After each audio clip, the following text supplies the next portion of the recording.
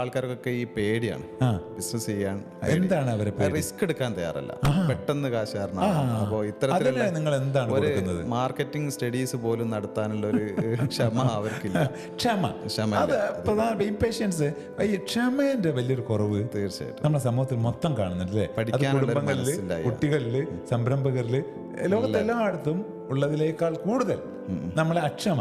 അതെ അല്ലേ? തീർച്ചയായിട്ടും എനിക്ക് തോന്നുന്നു നമ്മൾ മലയാളീസിന് അത് തീരെ ഒരു എന്താ പറയാ, അത്തരം കാര്യങ്ങൾക്ക് പെട്ടെന്ന് എല്ലാം പെട്ടെന്ന് റെഡി. അതെ, നമ്മൾ 3P പറയും: പെർസിവറൻസ്, പെർസിസ്റ്റൻസ് ആൻഡ് പേഷ്യൻസ് എന്ന് പറയും.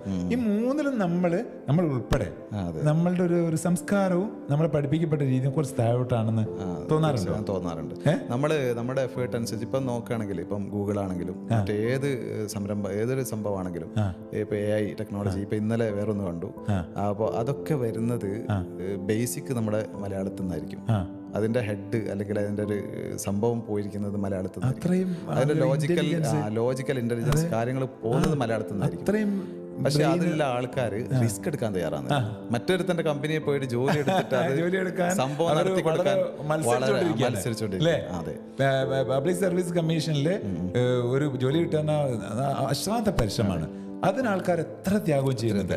ആ ത്യാഗത്തിന്റെ 4/1 മതി ചെറിയൊരു